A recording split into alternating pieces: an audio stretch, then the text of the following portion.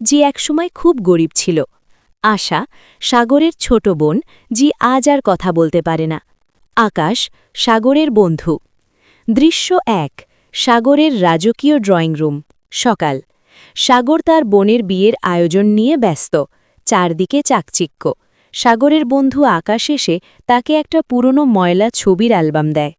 আকাশ, সাগর, পুরনো বাসা থেকে তোর এই ব্যাগটা পেয়েছি। ভেবেছিলাম ফেলে দেব, কিন্তু ভেতরে এই ডায়েরিটা দেখে দিতে এলাম।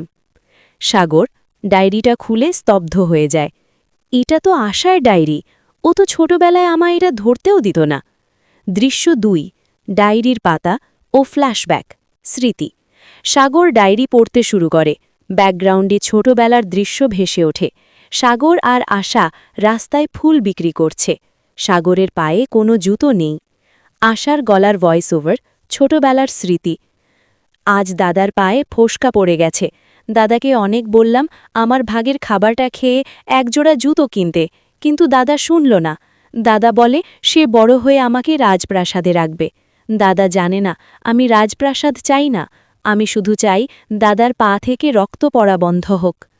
দৃশ্য ৩। একটি মার্মিক সত্য। সাগর ডায়েরির শেষ পাতাটা উল্টায়। সেখানে রক্তে ভেজা একটা শুকনো গোলাপ আর একটা চিরকুট আছে। 10 বছর আগের সেই দিনটি, যখন সাগর তার রেজাল্ট আনতে যাওয়ার পথে অ্যাক্সিডেন্ট করতে যাচ্ছিল। ডায়েরির লেখা, আজ দাদার বড় ইন্টারভিউ। আমি মন্দিরে মান্যত করেছিলাম দাদাকে যেন কেউ না সরাতে পারে।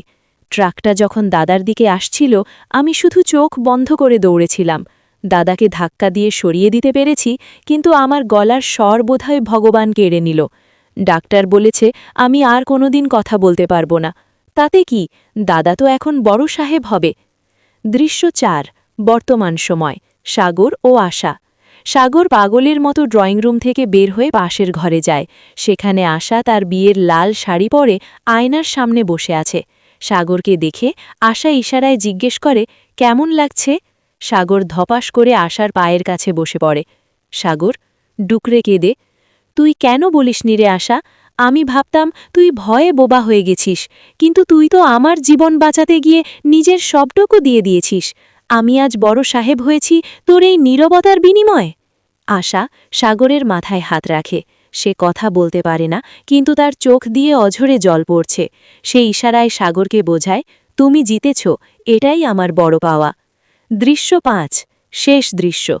সাগর আশার হাতে একটা সোনার রাখি পরিয়ে দেয়। সাগর, আজ তোর বিয়ে, কিন্তু আজ আমি ভাই হিসেবে নয়, একজন কৃতজ্ঞ মানুষ হিসেবে তোর সামনে দাঁড়িয়েছি।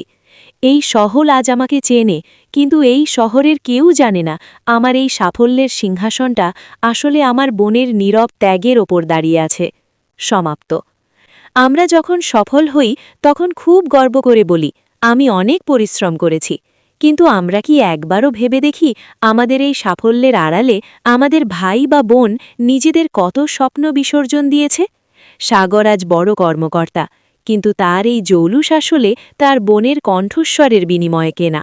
বোন কথা বলতে পারে না ঠিকই, কিন্তু তার নীরবতাই সাগরের জীবনের সবচেয়ে বড় আশীর্বাদ।